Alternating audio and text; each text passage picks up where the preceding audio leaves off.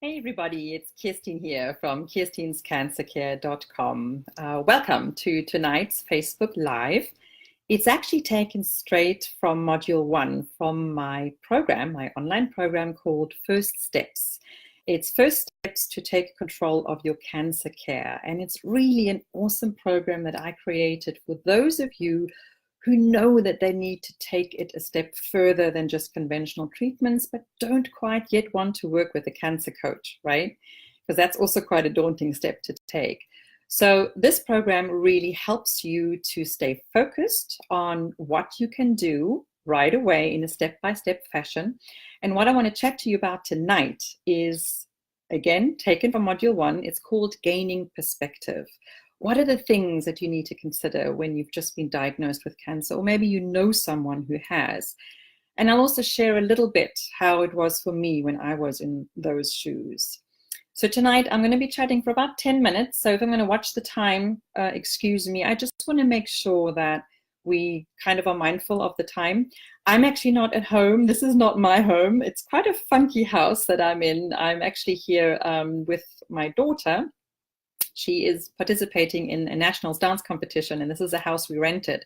So if you're wondering why I have a picture in the background there of a cat actually holding some fast food in their hands, that wouldn't really be my first choice, but I actually think it's quite a fun place to be in. It's a kind of a vibrant place, which kind of resembles, you know, the teenage nature of my daughter.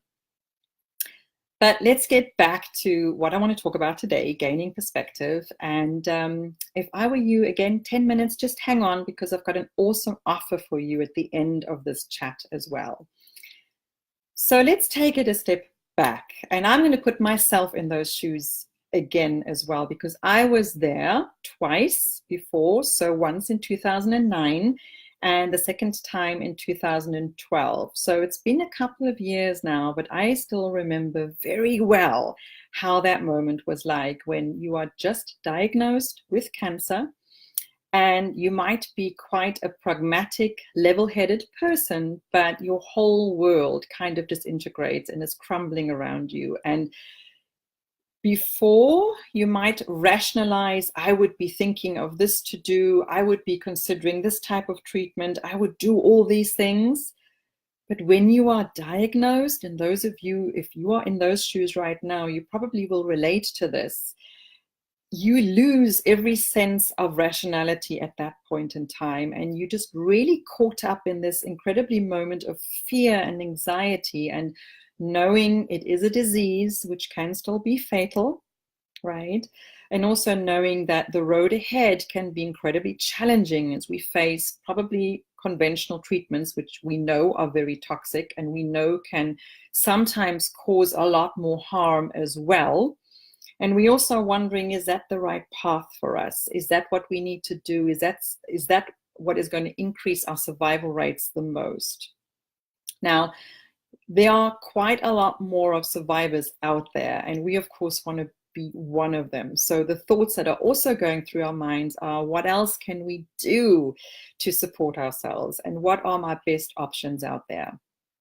Now, when I work with clients, you know, very often people approach me, and when you hear cancer, you just hear the big cancer, and we need to kind of distinguish, we need to be very mindful.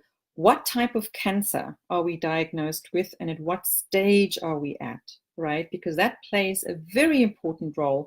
And we also, it will influence kind of which road we take. Also, when we look at it from a complementary point of view, you know, what else can we do to support ourselves? So the cancers are not the same, obviously, right? But also we as individuals are not the same. Besides the age at which we're being diagnosed, but also what is our current health like?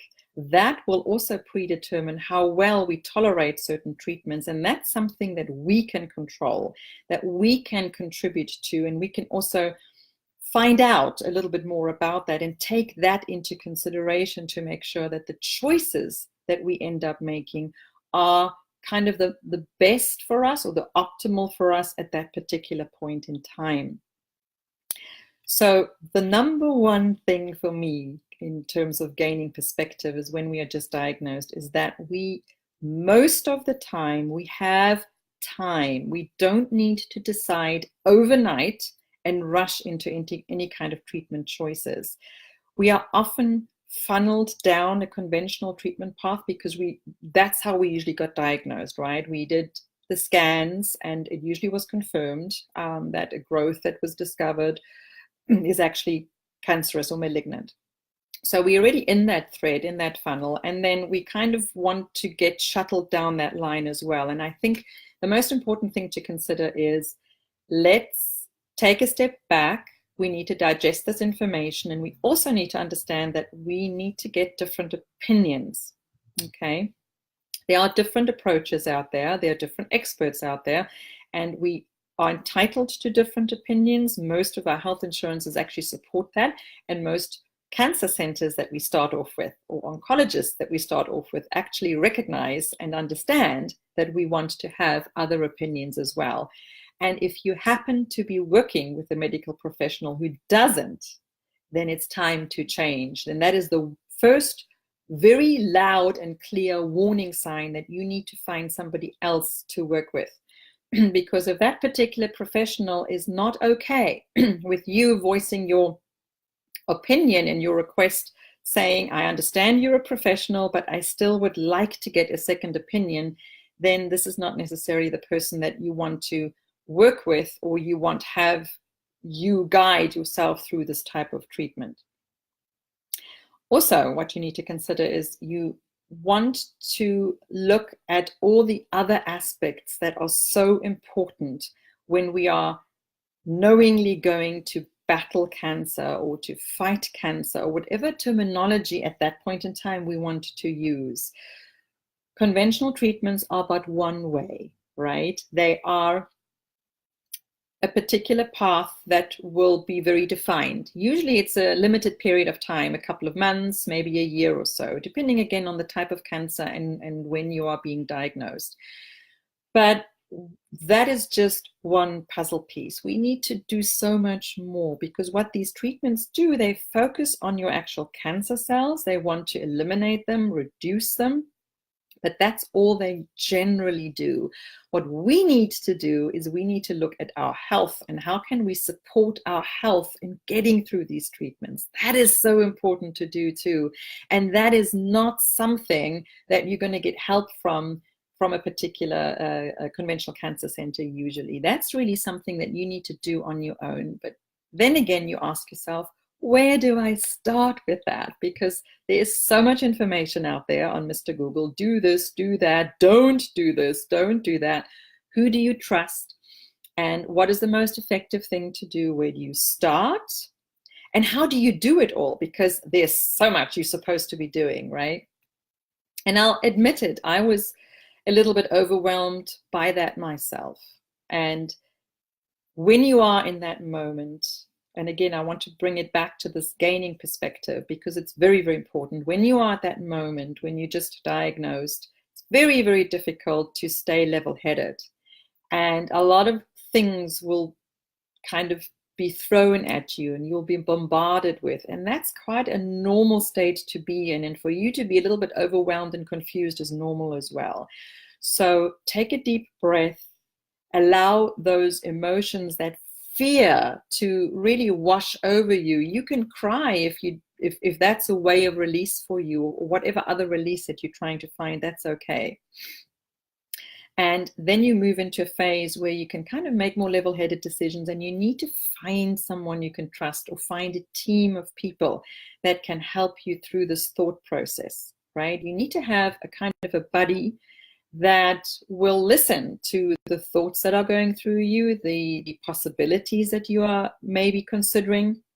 Maybe you're thinking, is conventional even the way to go for me? Or is there an alternative way? Is that viable for me? Is that something that I should seriously consider doing? And those are valuable thoughts, and you kind of want to be able to express them with someone and have someone by your side that will more objectively lead you through them. It's not necessarily going to be your immediate family member or your close friends, because remember, they're also shocked by the news that you have cancer, and there's also fear in them because they love you and they want to be there for you. So they may not necessarily be the best partner to bounce off maybe more less conventional ideas as well.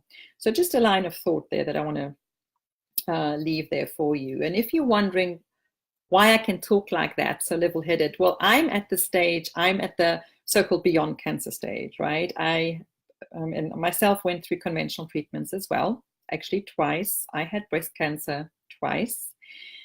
But I did so much more to cope with them. It was such an important thing for me to do an integrative approach, a complementary approach, and I had help. I had a team of people helping me through this as well, and I had such an accountability buddy that was outside of my friends and family, although they were hugely supportive too, but I also needed someone who was a little bit more level-headed and less emotionally attached to me personally to just, give me more direct answers and be more straightforward with me as well.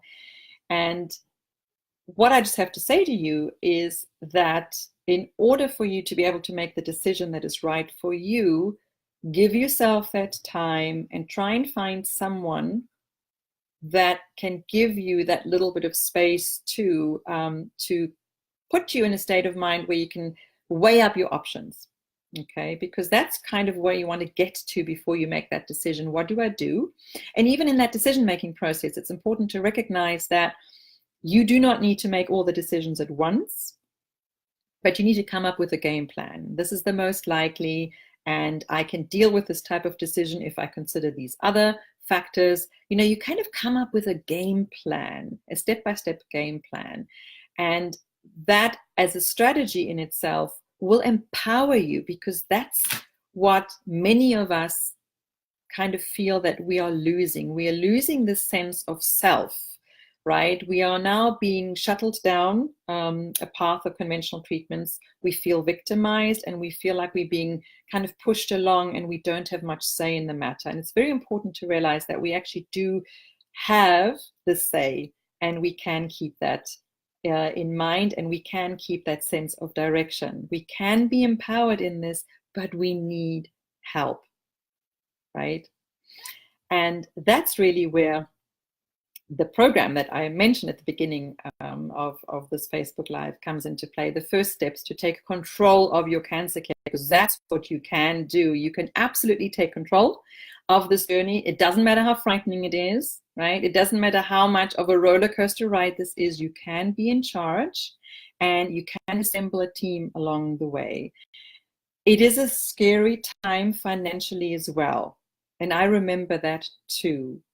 So because of that, I just felt compelled to make you an offer and to just lessen that financial burden a little bit and allow you the chance to, if you are in the position where signing up for this program would be what you would want to do, I'd like to make it possible for you. So I usually sell the program at $497, but I want to offer it to you at 60% off. So it's going for $197 for a limited time period.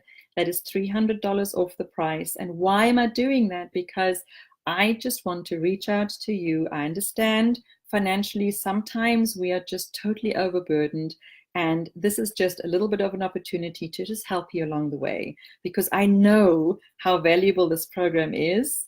I devised it because I would have given an arm and a leg to have access to such a program when I was in that position, to just kind of have a program where somebody took me step by step in a time span that was suitable to me, because it's a self-guided program and you do it all on your own, but in a way where it is manageable, and you kind of walk away with something that you can implement right away, slowly but surely, to put you on this path of taking charge of your cancer care.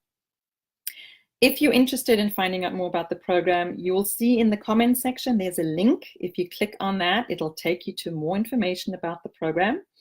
And I certainly would absolutely love to see you inside the program. I also hope that you post a couple of comments here in the section, and I will make my best, do my best to answer them for you. Again, I'm at a nationals dance competition right now. See, trying to balance work and family life, but I'm there for you. I will check the comments and I will make sure, absolutely sure, that I will answer all your comments for you. So I hope I've been able to give you a little bit of perspective, right, at this very frightening time. Just understand you've got this. I absolutely believe in you, and I do hope that I'll see you on the inside. So take care for now.